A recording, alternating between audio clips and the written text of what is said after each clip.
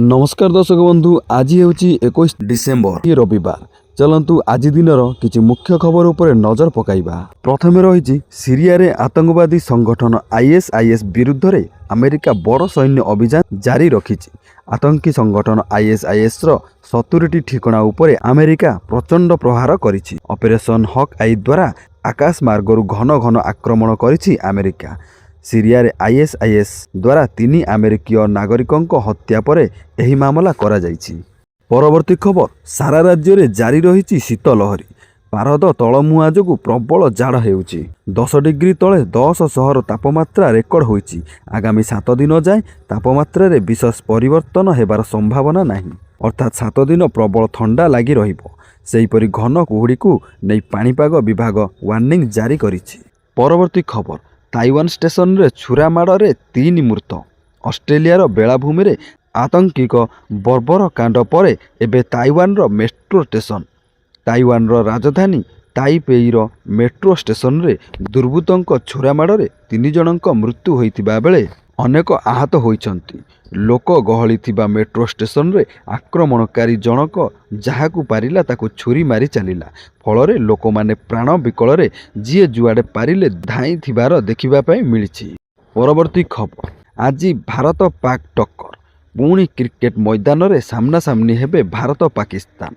हेले एथर युव वर्ग रे 19 वर्षरु कम एशिया कप फाइनाल रे भारत पाकिस्तान मध्य रे टाइटल पाई टक्कर हेबो। दुबई रे खेला जाइथिबा द्वितीय सेमीफाइनाल रे श्रीलंका को 8 विकेट रे परास्त करिछि भारत। एहा सह फाइनाल रे प्रवेश करिछि 19 वर्षरु कम भारतीय दल। 20 ओभर रे श्रीलंका 8 विकेट हराई 138 रन करिथिला। परवर्ती खबर, एथर गेरुआ हब कि पश्चिमबंग। आगकू निर्वाचन थिबा बेले एबेठारु पश्चिमबंग उपरे फोकस करलेनी मोदी। एथर पश्चिमबंग खेलिपारे मोदी मैजिक, कारण यह पूर्वरु मोदी जो राज्य को फोकस करिसंती सेठारे बीजेपी रो विपुल विजय होइछि। बीजेपी रो वरिष्ठ नेता माने बारंबार कहि सारिसंती एथर टार्गेट पश्चिमबंग, तेणु मोदी को फोकस एबे पश्चिमबंग उपरे रहिछि। परवर्ती खबर, ओडिशा रे बड़ नियुक्ति सुजोग। हैदराबाद इन्वेस्टर्स मीट रे आसिला 67,000 कोटी पुंजी निवेश प्रस्ताव। फल रे मोट 56,000 नियुक्ति सुजोग सृष्टि हेबो।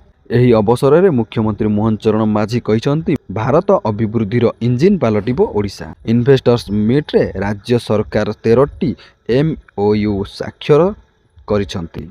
एही कंपनी गुड़िक राज्य रे 27,650 कोटी टंकार पुंजी निवेश करिवे और 15,905 नियुक्त उपलब्ध कराइबे। परवर्ती खबर, अशुभ शनिवार और काल रात्रि जीवन नेइछि राजधानी एक्सप्रेस। आउ निरीह हाथी रक्त रंजित होइछि रेल धारणा। एही बड़ दुर्घटना आसाम होजाई रे होइछि। रेल धारणा पार करुथिबा हाथीपल को धक्का देइछि साईरंग नुआ दिल्ली राजधानी एक्सप्रेस, जहा फल 8 हाथी मृत्यु होइथिबा बेले गोटिए छुआ हाथी आहत होइछि। घटना एते जबरदस्त थिला जे राजधानी मध्य इंजिन एवं 5टी कोच लाइनच्युत होइछि। सरकारक बड़ भेटी, नुआ वर्षरु कमिबो गैस दर। आगामी वर्ष आपणक पई किछि भल खबर नै कि आसीछि। आपण जानुआरी 1 रे नूतन वर्ष पालन करुथिबा समय रे सरकार आपणक एक उपहार मध्य देई पारंती। प्रति मासर 1 तारिख रे अनेक आर्थिक नियम एवं मूल्य परिवर्तन करा जाए। एथर साधारण लोकंक द्वारा व्यवहृत गैस सिलिंडर रो मूल्य ह्रास पाइपारे बोली आशा करा जाउछि। परवर्ती खबर, क्रिकेट महोत्सव IPL 2026 आरंभ हेबाकू, किंतु IPL आरंभ हेबा पूर्वरु ही पंजाब किंग्स पाई खराब खबर आसीछि। पंजाब रो स्टार बोलर युजवेंद्र चहलंक स्वास्थ्य अवस्था एबे बहुत खराब एवं डाक्तर माने तांको विश्राम नेबा पाई परामर्श दैचंती। युजवेंद्र चहल प्रकाश करिसंती जे से डेंगू एवं चिकन गुनिया रे पीड़ित अछंती। परवर्ती खबर, जळुची बांग्लादेश। छात्र नेता को हत्या नहीं बांग्लादेश रे व्यापक हिंसाकांड। छात्र नेता शरीफ ओस्मान हादी हत्यार प्रतिवाद रे तांको समर्थन माने राजरास्ता को ओह्लाइछंती। उस्मान हादी नेतृत्व रे गत वर्ष बांग्लादेश रे छात्र आंदोलन मुंड टेकिथिला। डिसेम्बर 12 तारिख रे मुखा बिंधा दुर्बृत्त गुली करिथिले। तांकर मृत्यु होइछि। एहा परे स्थिति नेइछि उग्र रूप। ପରବର୍ତ୍ତୀ ଖବର ନୂଆବର୍ଷରୁ ରାଜପଥରେ ଗାଡ଼ି ଚଳାଉଥିଲେ ସାବଧାନ ଅଧିକ ସ୍ପିଡ୍ ହେଲେ ଆପେ କଟିବ ଚାଲାଣ କେନ୍ଦ୍ର ସରକାର 2026 ସୁଦ୍ଧା ଦେଶରେ ସାଟେଲାଇଟ୍ ଆଧାରିତ ଟୋଲ୍ ବ୍ୟବସ୍ଥାକୁ ଲାଗୁ କରିବାକୁ ଯାଉଛନ୍ତି। ଏହି ନୂଆ ନିୟମ ଅନୁସାରେ ଟୋଲ୍ ଗେଟ୍ରେ ଗାଡ଼ି ଅଟକାଇବାକୁ ପଡ଼ିବ ନାହିଁ। ଘଣ୍ଟା ପ୍ରତି 80 କିମି ବେଗରେ ଗାଡ଼ି ଚଳାଇଲେ କ୍ୟାମେରା ଦ୍ୱାରା ସିଧାସଳଖ ବ୍ୟାଙ୍କ ଖାତାରୁ ଟଙ୍କା କଟିଯିବ। କେନ୍ଦ୍ରମନ୍ତ୍ରୀ ନୀତିନ ଗଡ଼କରୀ ସଂସଦରେ ଏନେଇ ସୂଚନା ଦେଇଛନ୍ତି। କିନ୍ତୁ ଏଥିରେ ଏକ ବଡ଼ ସତର୍କ ଘଣ୍ଟି ରହିଛି। ଯଦି ଆପଣ ଦୁଇଟି ଟୋଲ୍ ପ୍ଲାଜା ମଧ୍ୟରେ ଥିବା ଦୂରତାକୁ ନିର୍ଦ୍ଧାରିତ ସମୟ ପୂର୍ବରୁ ଅତିକ୍ରମ କରନ୍ତି ତେବେ ସିଷ୍ଟମ୍ ଆପଣଙ୍କୁ ଦ୍ରୁତ ଗତି ପାଇଁ ଚିହ୍ନଟ କରିବ ଏବଂ ଅଟୋମେଟିକ୍ ଚାଲାଣ କଟିବ। ତେଣୁ ସମୟ ବଞ୍ଚାଇବା ଚକ୍କରରେ ଜୋରରେ ଗାଡ଼ି ଚଳାଇଲେ ଜୋରିମାନା ଦେବା ପାଇଁ ପଡ଼ିପାରେ। ନୂଆବର୍ଷରେ ମୋଦି ସରକାରଙ୍କ ବଡ଼ ଉପହାର। ଜାନୁଆରୀ 1ରୁ ଶସ୍ତା ହେବ ଏହିସବୁ ଜିନିଷ। ଦେଶବାସୀଙ୍କ ପାଇଁ ଖୁସି ଖବର। ନୂତନ ବର୍ଷ 2026 ଆରମ୍ଭରୁ ସାରା ଦେଶରେ ଗ୍ୟାସ୍ ଦର କମିବା ପାଇଁ ଯାଉଛି। ପେଟ୍ରୋଲିୟମ ଏବଂ ପ୍ରାକୃତିକ ଗ୍ୟାସ୍ ନିୟାମକ ବୋର୍ଡ PNGRBର ଘୋଷଣା ଅନୁଯାୟୀ ଜାନୁଆରୀ 1ରୁ CNG ଏବଂ ଘରୋଇ PNG ଗ୍ରାହକମାନେ ୟୁନିଟ୍ ପିଛା 2ରୁ 3 ଟଙ୍କା ପର୍ଯ୍ୟନ୍ତ ସଞ୍ଚୟ କରିପାରିବେ। ନୂଆ ନିୟମରେ ଦର ନିର୍ଦ୍ଧାରଣ ପାଇଁ ଥିବା 3ଟି ଜୋନ୍କୁ ହ୍ରାସ କରି 2ଟି କରାଯାଇଛି। ଏବେ ପ୍ରଥମ ଜୋନ୍ ପାଇଁ ଦର ମାତ୍ର 54 ଟଙ୍କା ସ୍ଥିର କରାଯାଇଛି, ଯାହା ପୂର୍ବରୁ ଦୂରତା ଅନୁସାରେ 80ରୁ 107 ଟଙ୍କା ପର୍ଯ୍ୟନ୍ତ ଥିଲା। ଏହି ନୂତନ ବ୍ୟବସ୍ଥା ଦ୍ୱାରା ପରିବହନ ଖର୍ଚ୍ଚ କମିବା ସହ ରୋଷେଇ ଘରର ବଜେଟ୍ରେ ମଧ୍ୟ ଗ୍ରାହକଙ୍କୁ ବଡ଼ ଆଶ୍ୱସ୍ତି ମିଳିବ। ପରବର୍ତ୍ତୀ ଖବର ସମୂହ ସ୍ନାତକ ସ୍ତରୀୟ ପରୀକ୍ଷା ନିଯୁକ୍ତି ପାଇଁ ବିଜ୍ଞପ୍ତି ପ୍ରକାଶ ପାଇଛି।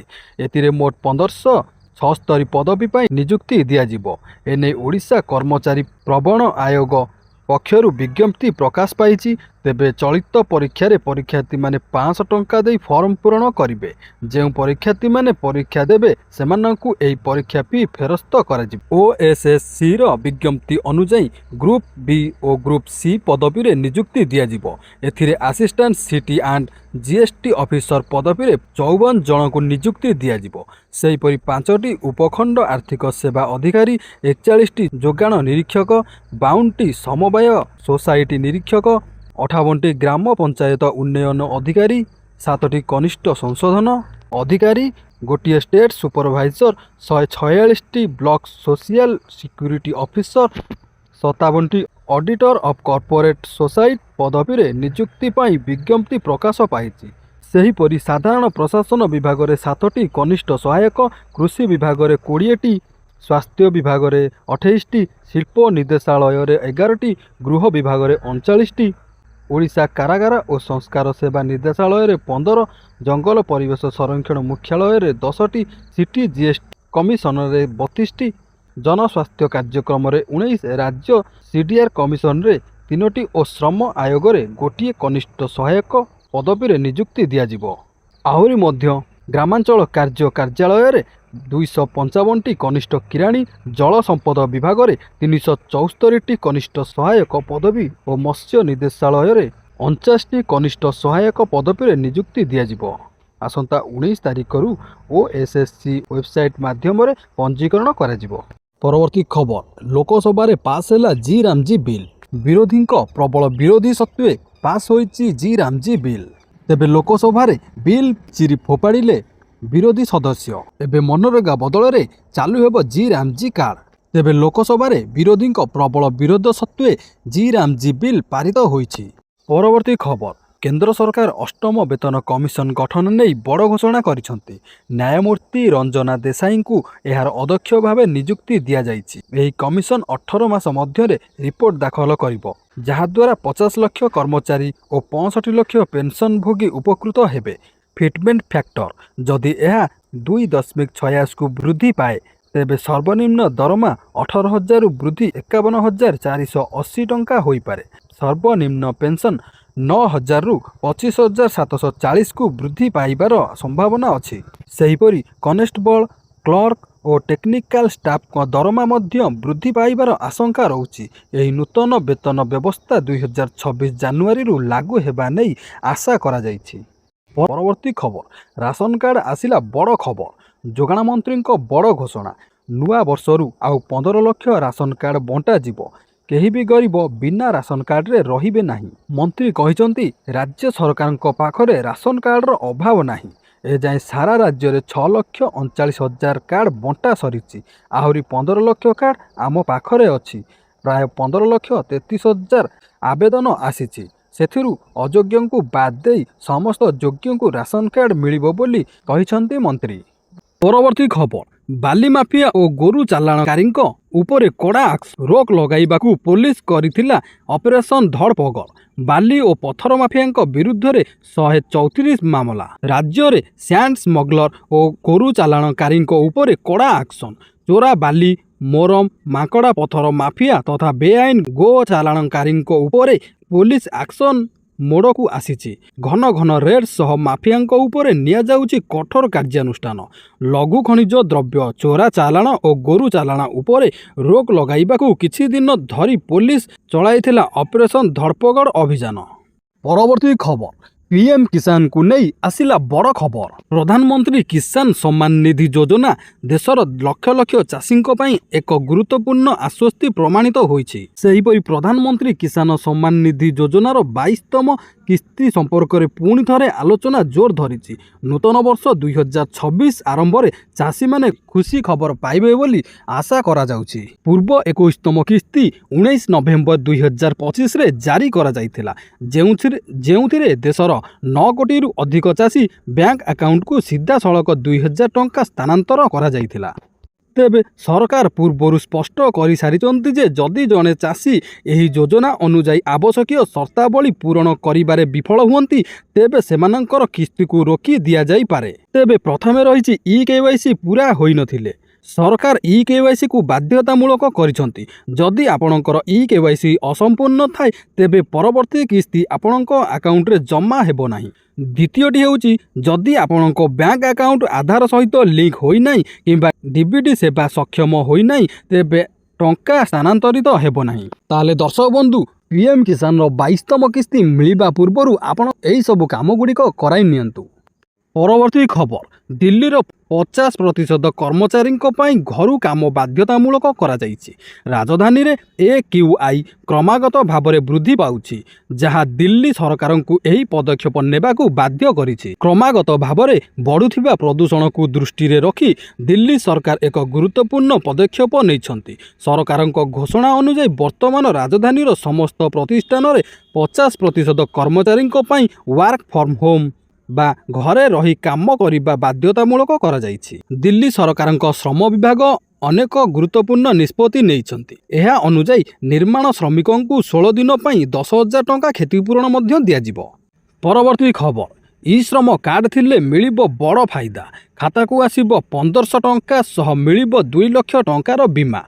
केंद्र सरकार ई श्रम योजना अधीन रे असंगठित क्षेत्रर श्रमिक मानकु मिलुछि एकाधिक सरकारी सुविधा। यही कार्ड थिले हिताधिकारी को 2 लाख टंकार दुर्घटना बीमा, 60 वर्ष पर मासिक 3000 टंका पेंशन एवं 1500 टंकार आर्थिक सहायता मिलिबार व्यवस्था रही। 16 रु 59 वर्ष बयसर जेकोसी श्रमिक जहाँक मासिक आय 15,000 टंका रु कम सेमाने एही योजना रे सामिल होई परिबे। एही सुविधा पाइबा पई आपण ishram.gov.in पोर्टाल किंबा निकटस्थ जनसेवा केंद्र रे जाई पंजीकरण करि परिबे। आवेदन पई केवल आधार कार्ड और बैंक खाता नंबर आवश्यक। जदि आपण एजाए पंजीकरण करि नाहंती तेबे आज ही आवेदन करी निज भविष्य सुरक्षित करंतु।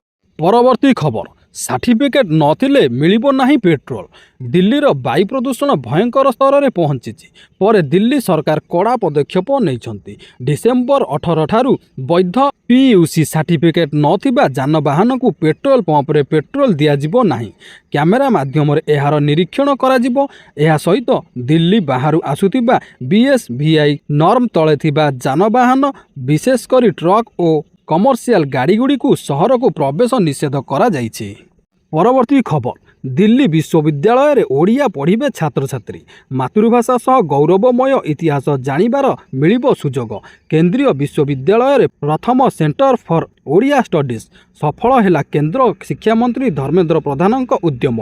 राज्य बाहर कौनसी केंद्रीय विश्वविद्यालय रे प्रथम थर लगी ओडिया भाषा को नहीं प्रतिष्ठा हेबाकू जाउची एभली केंद्र। ओडिया भाषा और गौरवमय इतिहास एवं देश पई महत्वपूर्ण आवेदन को ध्यान रे रखी दिल्ली विश्वविद्यालय बड़ पदक्षेप। परवर्ती खबर ଖସିଲା ସୁନା ଓ ରୂପା ଦର। କ୍ରମାଗତ ଆକାଶ ଛୁଆଁ ପରେ ଖସିଲା ସୁନା ଓ ରୂପା ଦର। ରେକର୍ଡ ଭାଙ୍ଗୁଥିବା ସୁନା ରୂପା ଦର ହ୍ରାସ ପାଇଛି। 24 କ୍ୟାରେଟ୍ ସୁନା 10 ଗ୍ରାମ ପିଛା 1113 ଟଙ୍କା କମିଛି। 1,33,249 ଟଙ୍କାରୁ 1,32,136 ଟଙ୍କାକୁ ଖସିଛି ସୁନା। 22 କ୍ୟାରେଟ୍ ସୁନା ଦର 10 ଗ୍ରାମ ପିଛା 1,019 ଟଙ୍କା ହ୍ରାସ ପାଇଛି। ରୂପା ଦର କିଲୋଗ୍ରାମ ପ୍ରତି 1,446 ଟଙ୍କା ହ୍ରାସ ପାଇଛି।